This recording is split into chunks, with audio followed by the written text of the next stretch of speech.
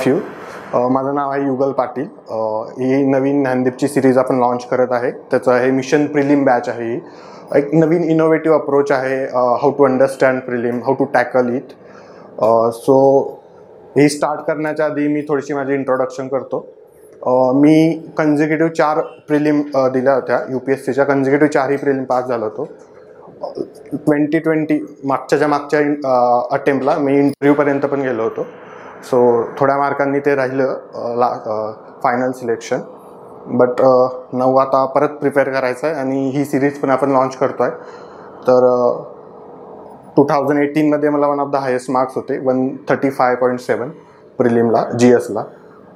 So ते मी कसं केलं होतं आणि आपण हे कसं करतो आहे, नवीन अप्रोच आपण कसे आपले प्रिलिमचे मार्क्स वाढू शकतो, त्याला अप्रोच कसे यूज करायचं, नवीन स्किल्स कसे यूज करायचं beyond the content. So we are going to see that. Now let's start. First of all प्रिलिमसाठी काय इम्पॉर्टंट आहे आपण ते बघू. प्रिलिमसाठी 3 गोष्टी इम्पॉर्टंट असतात माझ्या मते. फर्स्ट आहे अप्रोच.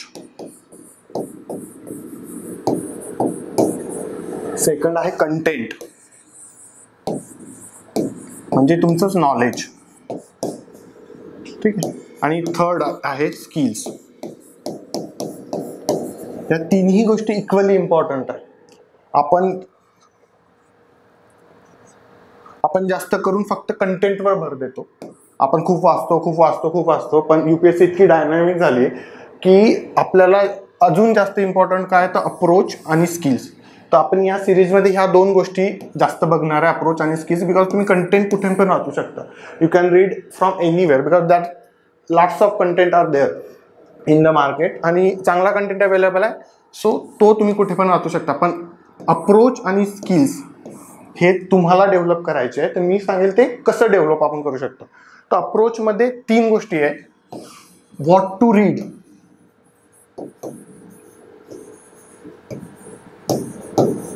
रीड, सेकंड आहे हाऊ टू रीड, आणि थर्ड आहे व्हॉट नॉट टू रीड.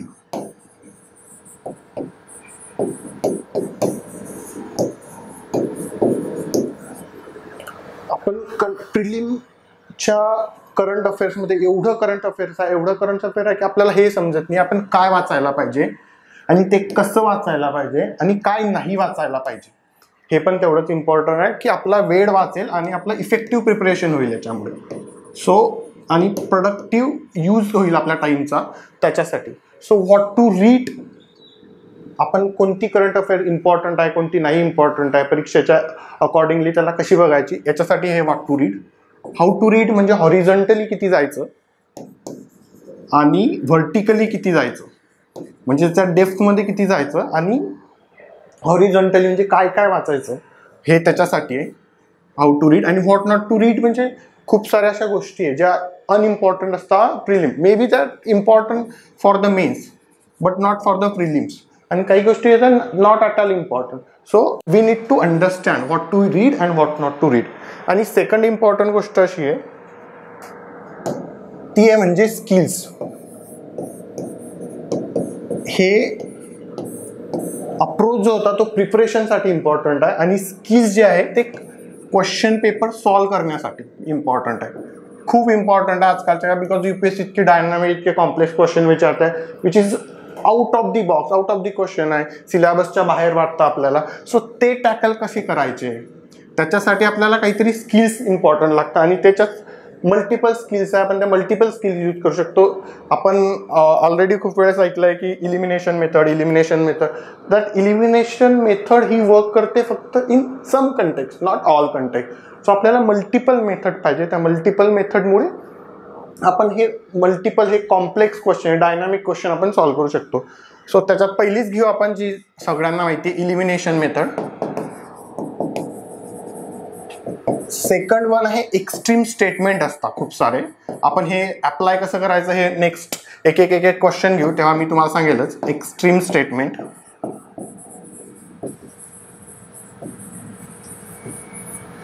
तिसरं असते ऍप्लिकेशन ऑफ नॉलेज. तुमच्याकडे नॉलेज आहे पण त्याचं डायरेक्ट विचारलं नाही कधी, UPSC डायरेक्ट आजकाल विचारत नाही, पण तुमच्या नॉलेजवरनं ते ऍप्लिकेशन कसं करता येईल, तुमचं नॉलेज यूज कसं करता येईल to solve that complex question, that is application of knowledge. Fourth one is contradictory statement. Contradictory statement म्हणजे क्वेश्चन आणि स्टेटमेंटमध्ये कॉन्ट्राडिक्शन असतं किंवा स्टेटमेंटमध्ये कॉन्ट्राडिक्शन असतं. ते कॉन्ट्राडिक्शन आपण यूज करून तो ऑप्शन एलिमिनेट करता येतो आणि मे बी एक ऑप्शन एलिमिनेट केला की आपल्याला पूर्ण आन्सर मिळतं. So that is also important. आणि फिफ्थ वन ही खूप इम्पॉर्टंट आहे, लॉजिक आणि इंट्युशन. प्रिलिम्ससाठी लॉजिक आणि इंट्युशन खूप जास्त इम्पॉर्टंट आहे. पण हे लॉजिक आणि इंट्युशन हे याच्यावर डिपेंड करतं की तुमचं नॉलेज किती आहे, तुमचं ॲप्लिकेशन ऑफ नॉलेज किती आहे, तुम्ही नॉलेज कसं यूज करू शकता, कसं वेगवेगळ्या अँगलने त्याला यूज करू शकता. ते पुढचं आहे, आजकाल हे खूप इम्पॉर्टंट होतं. आधी असं होतं की UPSC खूप अंडरस्टँडिंग बेस आहे, प्रिलिमला खूप अंडरस्टँडिंग लागते. पण now on important facts, factual base prelim हे खूप इमर्जिंग ट्रेंड आहे UPSCचा. सो हा इम्पॉर्टंट फॅक्ट्स हे खूप इम्पॉर्टंट आहे. पुढचं आहे over thinking. Sixth one, over thinking.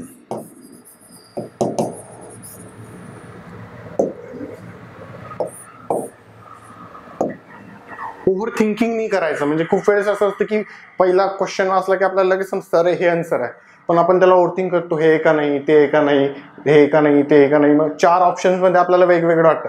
पण खूप वेळेस असं असतं की आपल्याला जो फर्स्ट ऑप्शन मिळाला असतो आपल्या याच्यानुसार तोच आन्सर असतो. सो त्याला ओव्हर थिंकिंग करून खूप रॉंग करून येतो आपण त्यानुसार. So avoid this, don't over think too much. आणि पुढचं आहे, हे पण खूप इम्पॉर्टंट आहे, 7वं, व्हॉट टू लिव्ह. कोणते क्वेश्चन सोडायचे आहे, त्याच्यामुळे आपली निगेटिव्ह मार्क्स कमी होतात. नाहीतर आपण हे पण सोडायचं, ते पण सोडवायचं, ते पण सोडवायचं आणि ते रॉंग होतं आणि ते निगेटिव्ह वाढत जातं. सो हे पण इम्पॉर्टंट आहे की व्हॉट टू लिव्ह. सो आपण हे सगळे गोष्टी जे आहे हे आता मेन याच्यात बघायचो स्लाइडमध्ये. चला आता फर्स्ट क्वेश्चन आपण स्टार्ट करू. बघा, first question, with respect to secretary general of Rajya Sabha consider the following statement. आता हा क्वेश्चन कशासाठी आला, secretary general of Rajya Sabha in न्यूजमध्ये होतं. बिकॉज जे करंट सेक्रेटरी जनरल होते त्यांना रिमूव्ह करून नवीन सेक्रेटरी जनरल आणले गेले. त्याच्यासाठी हा क्वेश्चन खूप कॉन्ट्रोवर्सी झाली होती याच्यात की का रिमूव्ह केले, त्याच्यामुळे हा क्वेश्चन आहे. आता फर्स्ट ऑप्शन आहे, he or she has guaranteed security of tenure for 2 years and can be removed cannot be removed without resolution passed in Rajya Sabha. Second statement, in the warrant of precedence, he or she holds the rank corresponding to the cabinet secretary. And third statement, if she is appointed by the union government. So 4 statement आहे याच्यात. आपण काय tricks, काय approach, याला पहिला approach म्हणजे काय की व्हॉट टू रीड.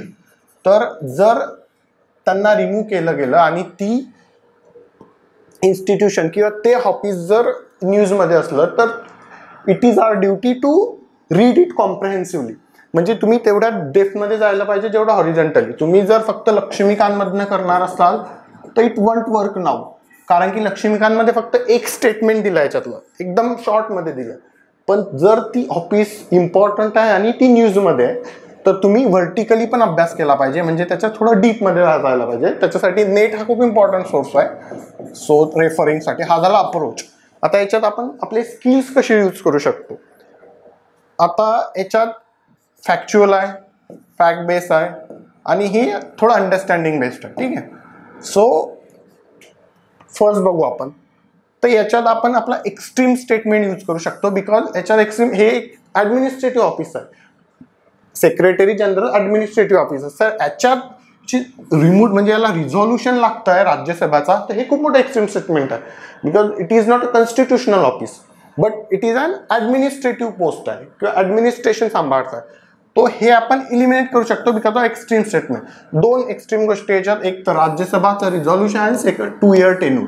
ठीक आहे, असं कुठेच मेन्शन नाही की त्यांना 2 year टेन्यूर आहे.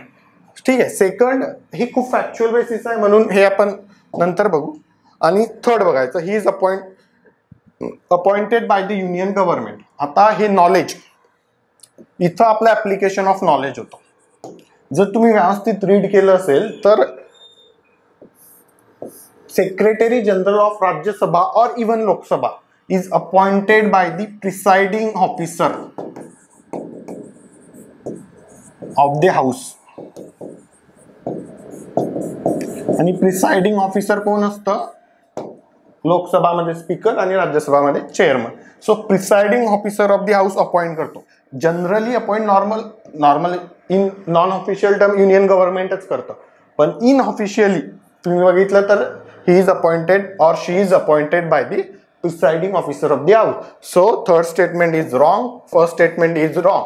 So even though you do not know about second statement किंवा खूप फॅक्च्युअल आहे तर त्याची गरज नाही, बिकॉज आपल्याकडे हे ऑप्शन्स आहे खेळण्यासाठी. ठीक आहे, पहिला एलिमिनेट झाला. ठीक आहे, तिसरा एलिमिनेट झाला, तिसरा एलिमिनेट. म्हणून आन्सर तुम्हाला इधर यू नो और डोंट नो, तरी ऑप्शन 2 आहे आणि हे बरोबर आहे. असे जे स्किल्स तुम्ही यूज केले तर तुम्हाला हे खूप चांगल्या प्रकारे सॉल्व्ह करता येईल आणि त्याची 100% ॲक्युरेसी असतो.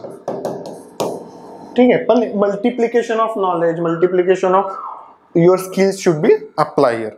So next बघू आपण.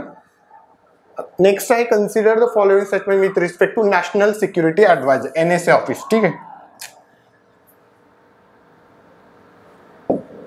NSA of India. ही NSA ऑफ इंडिया का न्यूज मध्ये होती आणि हा मी क्वेश्चन का ऍड केला?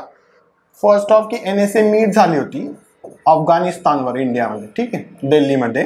आणि सेकंड वन हा का घेतला की कोणत्याच आपले जे स्टँडर्ड बुक आपण यूज करतो UPSC प्रिलिमसाठी, कोणत्या स्टँडर्ड बुकमध्ये हे मेन्शन नाही आहे किंवा ॲज अ इन्स्टिट्यूशन खूप इम्पॉर्टंट ऑफिस आहे पण याचं काहीही मेन्शन दिलं नाही आहे त्यांनी. सो या दोन गोष्टीसाठी हा क्वेश्चन आहे आणि खूप इम्पॉर्टंट ऑफिस आहे इंडियासाठी. सो ऑप्शन बघू. NSA has the same rank as cabinet secretary of union government. The post was created by Indira Gandhi during Indo Pak war. And along with the advising Prime Minister on strategic issue, he also act as a chairman of Defense Planning Committee. ठीक आहे, थोडा difficult question आहे पण difficult ही सिरीजच त्याच्यासाठी की difficult question आपण कसे solve करू शकतो विथ पार्शियल नॉलेज और फुल नॉलेज. फुल नॉलेज असलं तर तुम्हाला येईल, पार्शियल नॉलेजवर आहे आणि किंवा नाहीच माहिती तर. ठीक आहे, तर याच्यात बघायचं कोणता स्टेटमेंट हे आपण रॉंग करू शकतो. आधी बघायचं हे काय इनकरेक्ट सांगितलं त्यांनी. ठीक आहे, हां येस इनकरेक्ट आहे. त्याच्यात बघायचं की कोणता इनकरेक्ट आहे आधी ते बघायचं, म्हणजे आपण तो इलिमिनेट करू शकतो. मग जर हे याच्यात इलिमिनेशन मेथड यूज करायची. पहिला आहे post Indira Gandhi during Indo Pak war 1970-71. हे किती एक्स्ट्रीम स्टेटमेंट वाटतंय. 70-71ला NSA ऑफिस होतं का? तर नाही. It was created bye Atal Bihari Vajpayee, prime minister Atal Bihari Vajpayee. So हे स्टेटमेंट जर गेलं हे काय, so it is a incorrect statement. So पहिला किंवा ऑप्शन येऊ शकतो B 1 A और नाही इनकरेक्ट ना. हां अरे इथं करेक्ट पाहिजे होतं ॲक्च्युली. ठीक आहे,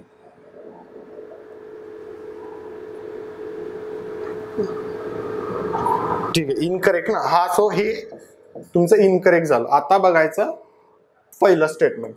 NSA has the same rank as the cabinet secretary to the union government. So याच्यात लॉजिक अप्लाय होतं. मी जी मेथड तुम्हाला आधी सांगितली होती लॉजिकची, की लॉजिक आणि इंट्युशन कसं अप्लाय करायचं त्याच्यासाठी हा पॉईंट आहे. यातलं लॉजिक कसं अप्लाय करायचं, जर तुम्ही व्यवस्थित न्यूजपेपर वाचत असाल तर you will understand that he presided NSA presided over lots of security meets where a chief of army staff, chief of air force present as a member. So तो एवढ्या मोठमोठ्या ऑफिसच्या वरती जर तो ॲज अ प्रिसाइडिंग ऑफिसर असले तर तो कॅबिनेट सेक्रेटरी असेल का त्याची रँक? नाही. जर कॅबिनेट सेक्रेटरी असेल तर कॅबिनेट सेक्रेटरी कसा काय मेंबर असेल? सो त्याची रँक असतं कॅबिनेट मिनिस्टर, त्यांची रँक असतं cabinet minister. So normal logic apply केलं तरी आपल्याला हे सॉल्व्ह करता येतं की सॉरी याची कॅबिनेट मिनिस्टर असते. सो हे पण रॉंग आहे. So first and second, so option in only 2. So तुम्हाला थर्ड माहिती असेल, नाही माहिती असेल, you can solve it. So next पक्के डिक्लेरेशन.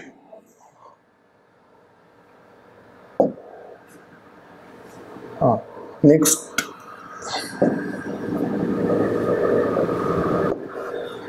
नेक्स्ट आहे पक्के declaration. was recently was in news, so it was associated with which of the following thing? So 4 option आहे, none of the above आहे. दुसरा आहे climate resilient development in Arunachal प्रदेश.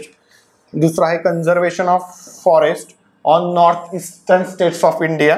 आणि दुसरा आहे community management of water resources in Kerala. So for example तुम्हाला माहितीच नाही, तुम्ही रीडच नाही केला पक्के डिक्लेरेशन, तरी हा तुम्हाला सॉल्व्ह करायचा आहे आणि तो करेक्टच पाहिजे. त्याच्यासाठी एक सिंपल ट्रिक आहे, तुम्ही यूज करू शकता. पक्के डिक्लेरेशन, इथं तुमचं नॉलेज यूज करायचं. पक्के कुठे? सो एक फेमस पक्के टायगर रिझर्व आहे. तो पक्के टायगर रिझर्व, पक्के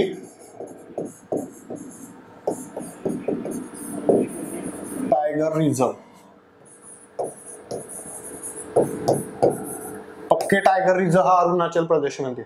जर पक्के टायगर रिझर्व अरुणाचल प्रदेशमध्ये आहे तर इथं कुठे मेन्शन दिसतंय का अरुणाचल प्रदेश? सो हे अरुणाचल प्रदेश इथं. दुसरं आहे declaration. Most of the declaration हे क्लायमेट चेंजच्या असोसिएटेड असतं. असं नाही की क्लायमेट चेंज, पण बऱ्यापैकी क्लायमेट चेंज, डेव्हलपमेंट हे. सो याच्यात मोस्ट अप्रोप्रिएट जर बघितलं तर केरला ड्रॉपच होते. नन ऑफ द अबव आणि अरुणाचल प्रदेश आहे. So none of the above आणि अरुणाचल प्रदेश याच्यात थोडी रिस्क आहे, कारण नन ऑफ द अबव पण असू शकतं. बट मोस्ट अप्रोप्रिएटली गेलं तर अरुणाचल प्रदेश. आणि दुसरं आहे दुसरी हिंट आहे इथं climate resilient development. So option आहे फर्स्ट. सो तुम्हाला इतर माहिती असला नाही माहिती असला तरी तुमचं नॉलेज अप्लाय करायचं, क्वेश्चन सोडायचं आणि त्याला विचार करायचा की तो कसा आपण सॉल्व्ह करू शकतो आणि कसं आपलं नॉलेज अप्लाय करू शकतो. Next, with reference to the build back better world, international affairs question आहे. Which of the following statements are correct? ठीक आहे, हा इनिशिएटिव्ह आहे. It was unveiled by president Joe Biden in G20 summit.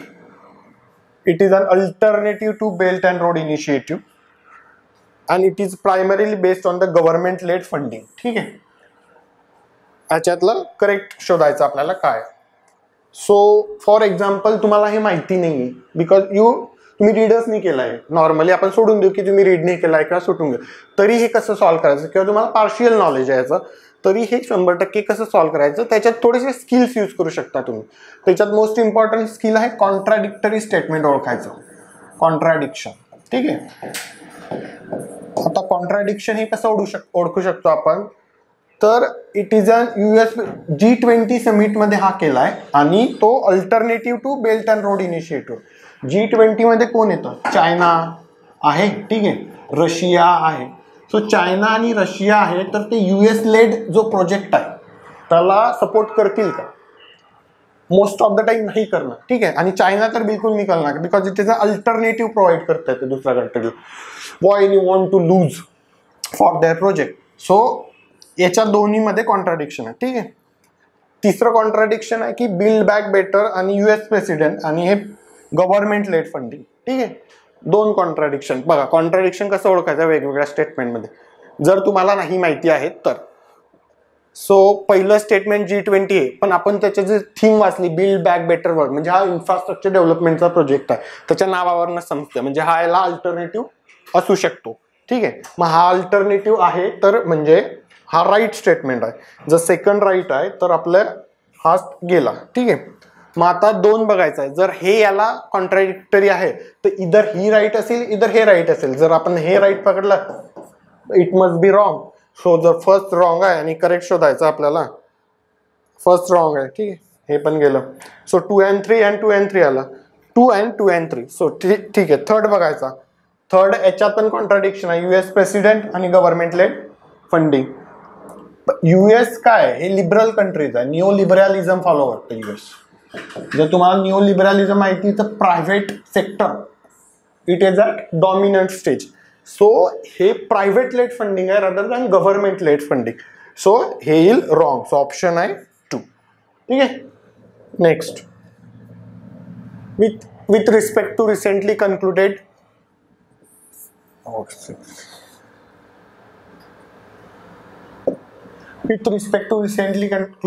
COP26 Glasgow, consider the following statement. ठीक आहे, आत्ताच recent झाली आहे. जी क्लायमेट कॉन्फरन्सेस असताना त्यांच्या डीप पण स्टडी करायचा, म्हणजेच व्हर्टिकल स्टडी पण करायचा त्यांचा, हॉरिझॉन्टल तर करायचा, बिकॉज त्यांच्या 2-3 स्टेटमेंट विचारू शकता. आणि इट्स व्हेरी इम्पॉर्टंट आणि व्हेरी कंट्रोवर्शियल झाली ही conference because of India through. So first statement it was held under presidency of Scotland.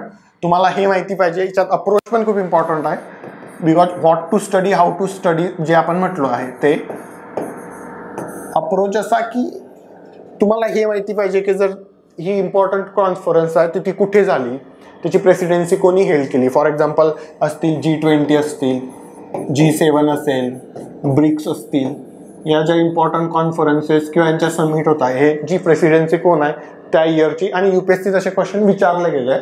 That is why it is important. So first आहे प्रेसिडेन्सी अँड सेकंड आहे Glasgow climate pact is the first ever climate deal explicitly plan to reduce coal consumption.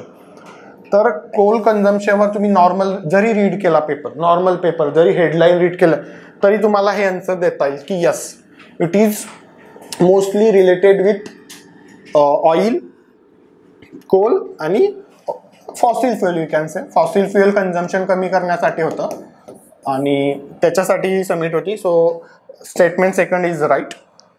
First it was held under presidency of Scotland.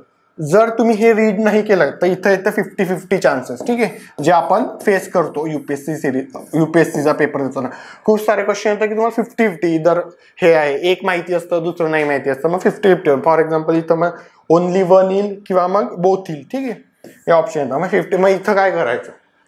तर इथं एक option आहे, जर तुम्हाला 50-50 आणि factual question आहे जिथं तुमचं लॉजिक, इंट्युशन, तुमचं नॉलेज काहीच अप्लाय होत नाही, तर it's better to leave it. जे फॅक्च्युअल आहे ते, आणि जर माहिती आहे तर सॉल्व केलं त्याचा आन्सर आहे only 1 because it is an presidency of UK. ठीक आहे. सो हे थोडीशी गोष्ट आहे की व्हॉट टू लिव्ह, कोणते क्वेश्चन तुम्ही सोडायला पाहिजे so that you can reduce the negative marks, आणि त्याच्यामुळे स्कोर हा वाढतो. ठीक आहे, असं कुठे नाही की तुम्ही 100च सॉल्व करायला पाहिजे. ॲक्च्युली केले नाही त्यांना जास्त मार्क्स पडतात बिकॉज ऑफ दिस अप्रोच. ठीक आहे. नेक्स्ट, हां, ट्रॉयका प्लस हे पण इंटरनॅशनल अफेअर्समध्ये आहे, खूप न्यूजमध्ये होतं आणि इंडियाचा पण खूप कन्सर्न होता याच्यात because India is not a part of this troika plus. So याच्यात आपण आपला एक वेगवेगळ्या स्किल्स यूज करू शकतो. First of all is logic लावायचं. लॉजिक, ठीक आहे, काय इम्पॉर्टंट आहे लॉजिक. ठीक आहे. पहिला ऑप्शन आहे coalition of countries for innovative technology to address climate change. Troika plus आहे. ठीक आहे. And intelligence sharing alliance consisting of the US, UK, Australia, Canada and New Zealand. Third आहे the US, Russia, China, Pakistan grouping on Afghanistan peace process. Fourth आहे it means group to resolve the Nagorno Karabakh dispute between Armenia and Azerbaijan. ठीक आहे. आता जर तुम्ही याच्यात elimination आणि logic use केलं तर तुम्ही फर्स्ट सेकंड स्टेटमेंट बघायचं. And intelligence sharing alliance US, UK, Australia, Canada, New Zealand हे पण काय होतं करंटमध्ये होतं आणि याला 5 आईज म्हणतात. जर हे 5 आईज आहे तर हे ट्रॉयका ग्रुप येईल का, तर नाही. सो हा एलिमिनेट होतो. ठीक आहे. आता आपण जे नाही रीड करत, म्हणजे जे क्वेश्चन मध्ये असं आपल्याला वाटतं की we have not read this, त्याचा अर्थ असा पण होतो की खरंच ते नाहीच आहे, ते जस्ट असंच मेन्शन केलं आहे स्टेटमेंट, बिकॉज आपण एवढं वाचतो की काहीतरी कुठेतरी आपण रीड केलेलं असतं. सो ते पण एक स्किलला यूज करायचं. आता coalition of countries for innovative technology to address climate change. Troika plus आणि असं काही रिलेशन आहे का, तर नॉर्मल तुझं इंट्युशन लॉजिक काय सांगेल, नाही याचं पण रिलेशन. सो आता उरले 2. ठीक आहे. हां, तर जर ट्रॉयका प्लस हा क्वेश्चन मध्ये आहे तर त्याचं इंडियाशी काही ना काही रिलेशन असेल. आणि मीन्स ग्रुपचं नागोर्नो काराबाव इंडियाचं दूर दूरपर्यंत रिलेशन नाही. आणि हा क्वेश्चन विचारण्याचा आणि मीन्स ग्रुप जर दिलाय, नावच आहे इथं मीन्स ग्रुप, तर मग ट्रॉयका प्लस का असेल. ठीक आहे. हे सिंपल लॉजिकने तुम्ही याला इलिमिनेट करू शकता. आन्सर आहे US, Russia, China grouping on Afghanistan. ठीक आहे. न्यूजमध्ये होतं, सिंपल होतं. ज्यांनी नाही रीड केलंय, ज्यांना नाही माहिती, हे त्यांच्यासाठी ट्रिक होती. ज्यांना माहिती हे त्यांच्यासाठी एकदम सिंपल होतं. ठीक आहे. नेक्स्ट, कन्सिडर द आता ईडी, हे तर तुम्हाला सांगायची गरज नाही, खूप एन्फोर्समेंट डिरेक्टर हे थोडंसं हे झालं, वॉज इन न्यूज, खूप न्यूजमध्ये होती, खूप रेड्स झाल्या वगैरे त्याच्यामुळे. सो याच्यात आपल्याला करेक्ट स्टेटमेंट बघायचं आहे कोणता आहे. ठीक आहे. So it is a part of ministry of home affair. Director of enforcement enjoy not less than 2 years of security of tenure under FEMA. आणि थर्ड आहे, its power recently extended by UPA amendment act 2009 to organise crime. ठीक आहे. याच्यासाठी पहिला approach म्हणून का, की हे पण मेन्शन नाही आहे स्टँडर्ड बुक्स मध्ये, लक्ष्मीकांत वगैरे आपण जर बघितलं, पण ही इन्स्टिट्यूशन खूप इम्पॉर्टंट आहे because it's always in news आणि थोडीफार कंट्रोवर्शियल आहे, म्हणून त्याचे बेसिक्स थोडंसं माहिती पाहिजे. त्याच्यासाठी हे स्टेटमेंट आहे, त्याच्यासाठी हा क्वेश्चन विचारला गेला आहे आणि हा न्यूजमध्ये पण होता. सो एक अप्रोच झाला. आता स्किल्स बघू आपण. त्याला ट्रिक्स नाही म्हणायचे, खूप लोक ट्रिक्स म्हणतात, पण ते ट्रिक्स नाही, स्किल्स. ठीक आहे. So it is a part of ministry of home affair. तुम्ही नॉर्मल तुमचं नॉलेज जर यूज केलं तर एन्फोर्समेंट डिरेक्टोरेट जो आहे तो हा फायनान्शियल फ्रॉडशी डील करतो, फायनान्शियल फ्रॉडशी डील करतो आणि इन्कम टॅक्स. ठीक आहे. टॅक्सेशन. जर तो फायनान्शियल फ्रॉड आणि टॅक्सेशनशी डील करत असेल तर हाऊ इन व्हॉट अर्थ how it is a part of ministry of home affair. ठीक आहे. सो हा पहिला लॉजिक झाला. आपण याला रॉंग नाही करत आहे, बट स्टील. सेकंड आहे, not less than 2 years under security of under FEMA. तर तुम्ही न्यूज जर वाचली असेल तर त्याच्यात मी जे म्हटलं की आपल्याला ऍप्लिकेशन ऑफ फॅक्ट्स करायचं, जे इम्पॉर्टंट फॅक्ट्स आहे ते इथं अप्लाय करायचं आहे. तर त्या न्यूजच्या फ्रंट पेजलाच होतं की it has been granted security of tenure under CVC act. ठीक आहे. CVC ऍक्ट 2000 CVC ऍक्ट आहे 2003चा, त्याच्या अंडर यांना सिक्युरिटी ऑफ टेन्यूर दिला गेलाय. ठीक आहे. आणि हे काय होतं, कारण की त्यांच्या डिरेक्टरचं एक्सटेन्शन झालंय, त्यांचं जे आहे टेन्यूर 5 वर्षापर्यंत. सो आणि तिसरा it power recently extended by UPA. आता याच्यात पण अजून एक सिंपल लॉजिक आहे की UPA deals with the terrorist, deals with terrorism and security of India and terrorism. ठीक आहे. मग सिक्युरिटी ऑफ इंडिया आणि टेररिझम आणि एन्फोर्समेंट डिरेक्टरेटचं काही रिलेशन नाही. सो इथं हे कॉन्ट्राडिक्शन यूज करू शकता तुम्ही क्वेश्चन आणि स्टेटमेंट मधलं. सो थर्ड ऑप्शन रॉंग आहे. पहिला ऑप्शन आपण ते लॉजिक लावलं की इन्कम टॅक्स वगैरे नाहीये, सो पहिला ऑप्शन गेला. आणि थर्ड ऑप्शन तर ऍप्लिकेशन इम्पॉर्टंट फॅक्ट्स, तुम्हाला काय काय फॅक्ट्स गरजेचं आहे, काय काय फॅक्ट्स तुम्हाला लक्षात ठेवायचं त्यासाठी होता. सो सेकंड ऑप्शन पण गेला, म्हणून आन्सर आहे नन ऑफ दी अबव. ठीक आहे. Next, S-400 missile system.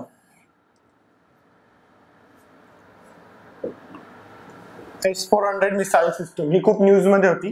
S-400 missile system because of, जाऊ द्या मी पुढे सांगतो, नाही तीच ऍक्च्युअली स्किल्स ट्रिक्स आहे इथं यूज करायची. सो पहिला option, it's beyond air to air missile for protection of air space development by the Russia. India was first foreign buyer to broker a government deal to deal S-400 with Russia. And third होता interoperable with existing US defence equipment India. इथं eidetic memory use करायची. जर तुम्ही normal बघितलं S-400 ची image जरी बघितली ना, तर ती एका ट्रकवर आहे आणि ट्रकवर असे मिसाईल ठेवले असतात. जर ते ट्रकवर मिसाईल ठेवले असतात तर ते एअर टू एअर कसं असू शकतं, air to air missile aircraft नाही. एअरक्राफ्ट लॉन्च करतो, air to air missile from air, but हे ट्रक मध्ये होते. सो हे काय आहे, ग्राउंड टू एअर. ठीक आहे, ग्राउंड टू एअर. सो पहिलं स्टेटमेंट काय आलं, रॉंग. सिम्पल, तुम्ही फक्त डोकं ओपन ठेवायचं, तुम्हाला लगेच क्लिक होईल की अरे इमेजमध्ये तर असं आहे, so air to air missile आहे का, तर नाही. सेकंड आहे, India was first foreign buyer to broker a government deal S-400 with Russia. याला तिथंच ठेवायचं. थर्ड ऑप्शन बघायचा, it has been interoperable with existing US defence equipment in India. जर हे रशियाचं सिस्टम आहे, रशिया आणि US मध्ये जर रायव्हलरी आहे आणि जर US कॅप्सा लावू शकते इंडियावर, ठीक आहे, कशामुळे, तर इंडियाने ते बाय केलं म्हणून, तर हे राईट येईल का, ऑफकोर्स नाही येणार. So it is wrong. If it is wrong, it is wrong. Then आता आला ऑप्शन 2. सो फर्स्ट रॉंग आहे, थर्ड पण रॉंग आहे, थर्ड पण रॉंग आहे. सो ऑप्शन काय, नन ऑफ द अबव. तुम्हाला सेकंड माहिती असलं, नाही माहिती असलं तरी तुम्हाला आन्सर मिळतं, जर फर्स्ट आणि थर्ड माहिती येतं. आणि हे चायना आहे, चायनाने 2014 मध्ये बाय केलं होतं पहिलं. ठीक आहे, पण आपलं मोर ॲडव्हान्स आहे त्यांच्यापेक्षा. ठीक आहे, नेक्स्ट. विथ रेस्पेक्ट टू सात्विक काउन्सिल ऑफ इंडिया, बघा हा थोडासा डिफरंट क्वेश्चन आहे. सात्विक council of India was in news recently. आणि दुसरं याच्यासाठी असं की अप्रोच इम्पॉर्टंट होता इथं सांगायचा, की गव्हर्नमेंट जी इंडियन रेल्वेज आहे त्यांना सात्विक काउन्सिल ऑफ इंडियाचे सर्टिफिकेशन पाहिजे. जर त्यांना ते सर्टिफिकेशन लागते, ते सर्टिफिकेशन कोण देतं, ते सात्विक काउन्सिल ऑफ इंडिया देतं, म्हणून ते न्यूजमध्ये होतं सात्विक काउन्सिल ऑफ इंडिया. अप्रोच असं आहे की हे खूप न्यू इन्स्टिट्यूशन आहे, खूप न्यू ऑर्गनायझेशन आहे, नवीन ऑर्गनायझेशन आहे. We have never heard about it, so we have to read about it. का, बिकॉज ते न्यू आहे आणि ती बिकॉज आपल्याला ते नवीन आहे आणि ती नवीन आहे पण ती न्यूजमध्ये. सो आपल्याला हे तुम्हाला करंटमध्ये कुठे मिळणार नाही, म्हणून त्याच्यासाठी नेट यूज करायचं. तुम्हाला न्यूजमध्ये दिसलं असे काही की नेटवर त्याचं बघून घ्यायचं, व्हर्टिकली थोडंसं 1-2 स्टेटमेंट बघितलं तरी तुम्हाला आन्सर येऊन जाईल. बिकॉज जे न्यू इन्स्टिट्यूशन असतात, न्यू ऑर्गनायझेशन असतात, काहीतरी नवीन असते, त्याचं खूप डीपमध्ये नाही विचारत. ठीक आहे, ती वरच्यावरती विचारतात, पण त्यातल्या वरच्यावरती ॲटलिस्ट 1 पॅरा तरी तुम्ही तो वाचला पाहिजे. सो आपण फर्स्ट बघू. It is the world first vegetarian food safety regulatory compliance for vegetarian and allied adherent, Sattvik council of India. ठीक आहे, याच्या नावावरनं समजतं. सो लिटरल मिनिंग एक खूप इम्पॉर्टंट मी विसरलो सांगायचं तुम्हाला इथं स्किल्समध्ये, ते लिटरल मिनिंग ऑफ वर्ड्स.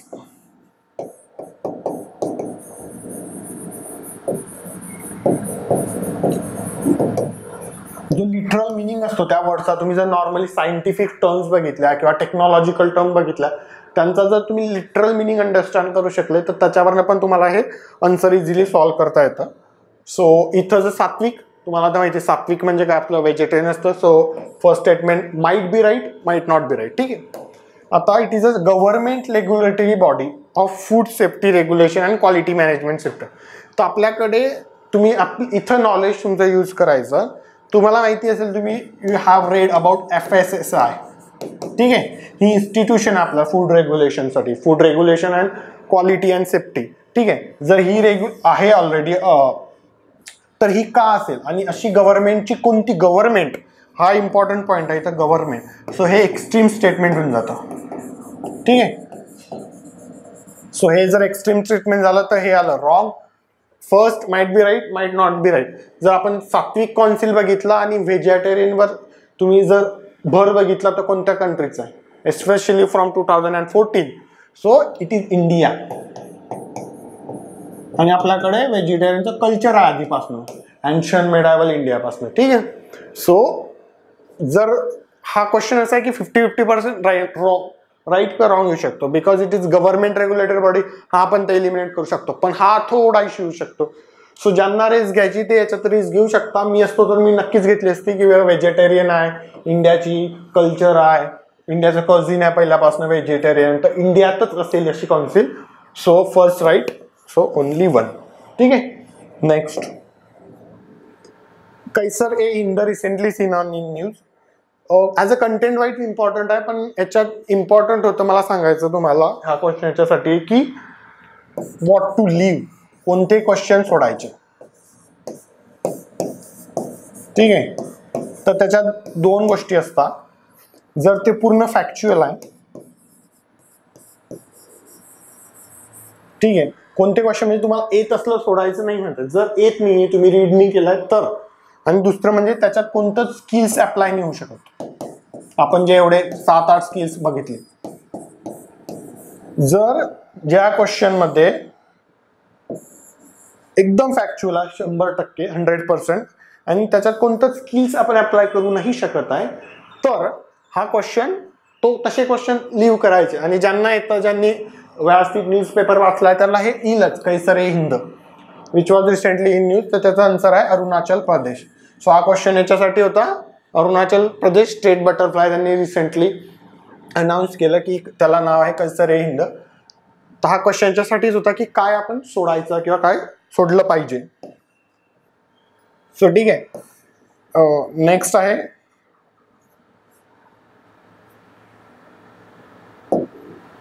आहे फिश. सॉरी, याच्यात त्यांनी ऍडच नाही केलाय. पुढचा याच्यात हे होतं म्हणजे consider the statement with respect to fishing cats, असा हा क्वेश्चन आहे. फिशिंग कॅट ही खूप न्यूजमध्ये होती आजकाल. गव्हर्नमेंटचे इनिशिएटिव्ह आहे, याच्यात प्रायव्हेट सेक्टरचे इनिशिएटिव्ह आहे या फिशिंग कॅटला वाचवण्यासाठी. काइंड ऑफ छोटी कॅटच आहे ती ॲक्च्युली, पण ती फिशिंग कॅट असते, फिश खाते ती. So it is listed as a पहिला critically endanger on the IUCN red list. Second आहे fishing cat is the state animal of Odisha. Third आहे fishing cat population are threatened by the destruction of wetlands and have declined severally over the last decades. आणि first ever survey on fishing cat start in Odisha. ठीक आहे, तर याच्यात सगळ्यात simple statement आधी बघायचं आणि त्याच्यानंतर ऑप्शनशी खेळायचं. सगळ्यात सिम्पल स्टेटमेंट कोणता याच्यात, फिशिंग कॅट आणि वेटलँड. फिशिंग कॅट त्याच्या नावावरून समजतं की वेटलँड हे त्याचा हॅबिटॅट असणार आहे. ठीक आहे, सो थर्ड स्टेटमेंट हा राईट असेल.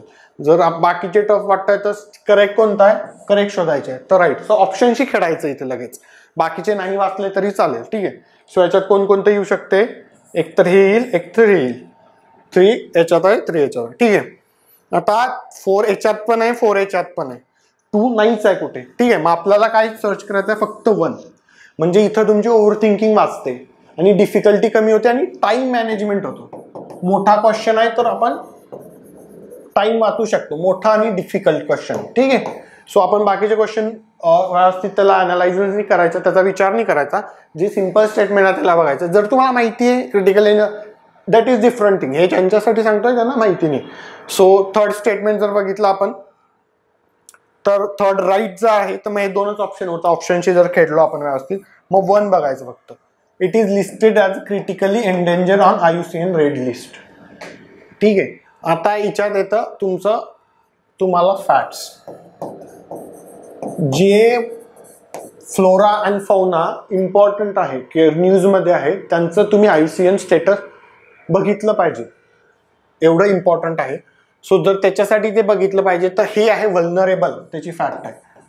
जरी ते इंडियात त्याचं पॉप्युलेशन कमी होत असलं तरी world wide IUCN red list world wide तयार करतं ना, तर वर्ल्ड वाईड त्याचं बाकीकडे पॉप्युलेशन ही एवढं डिटेरियोरेट नाही झालं जेवढं आपल्याकडे झालं. So if it is an vulnerable then option is only 1 and 3. So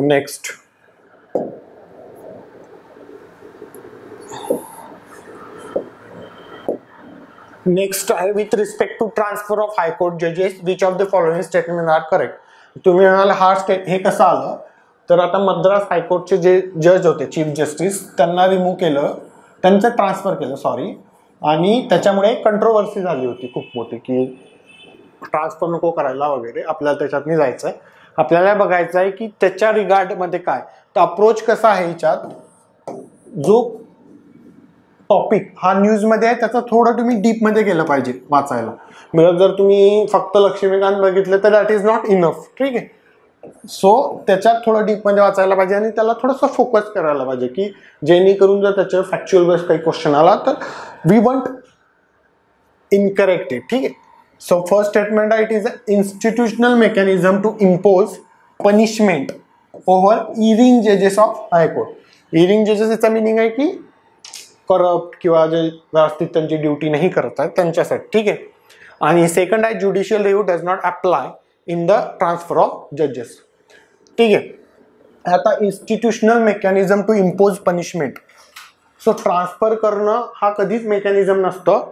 institutional तर कधीच नसतं. हे मे बी मेकॅनिझम असू शकते अनऑफिशियल, पण इन्स्टिट्यूशनल म्हणजे ऑफिशियल मेकॅनिझम असतं की जर तू व्यवस्थित ड्युटी नाही करत आहे तुझं आहे नाही, त्याला दुसरे आहे. आणि ज्युडिशियरीमध्ये तर नाहीच नाही. ठीक आहे. सो पहिला ऑप्शन आपण सिम्पली रॉंग करू शकतो. आणि judicial review does not apply in the transfer of जजेस. तुम्ही जर लक्ष्मीकांत वाचलं असलं व्यवस्थित तर तुम्हाला हे आन्सर येईल.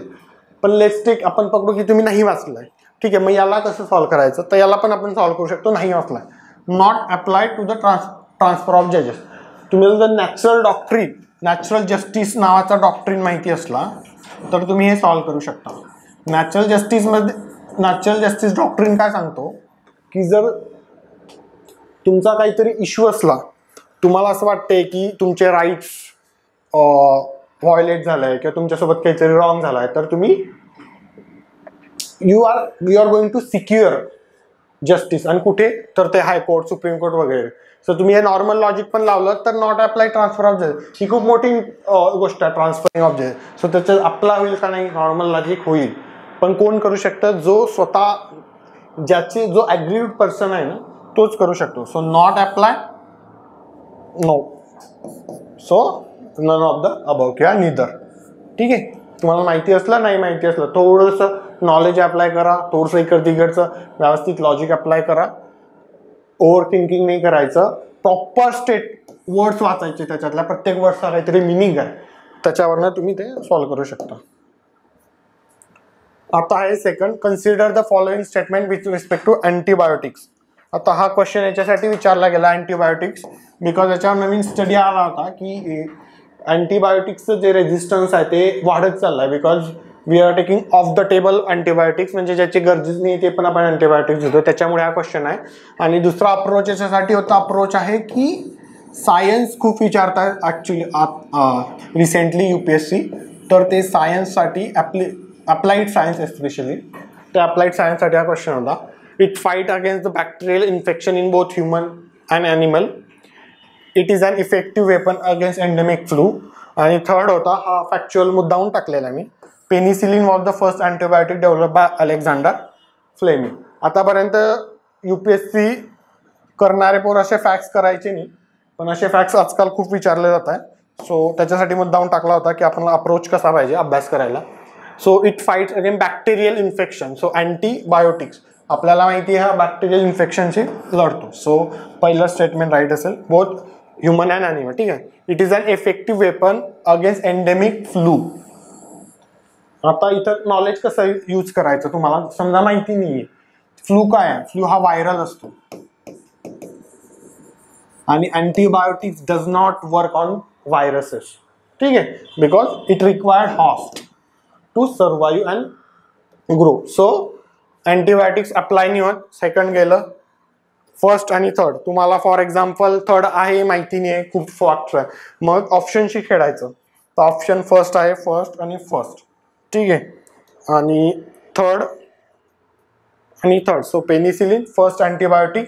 If you read NCERT you will get to know, yes it was develop by Alexander Fleming आणि खूप फेमस आहे, हे मिस नको व्हायला. ठीक आहे. So 1 and 3. Next, project 15B was sometimes in news. आता डिफेन्सचे जे प्रोजेक्ट असतात त्याचं करंटली खूप न्यूजमध्ये होता. हा इम्पॉर्टंट पण आहे ॲक्च्युली. सो त्याच्यासाठी विचारला गेला हा. First indigenous aircraft carrier of India, the Visakhapatnam class destroyer, new nuclear powered attack submarine and none of the above. So हा याच्यासाठी की इम्पॉर्टंट ऑफ फॅक्ट्स जे म्हटलं मी ही गोष्ट. आणि सेकंड अप्रोचमध्ये आहे की व्हॉट टू लिव्ह.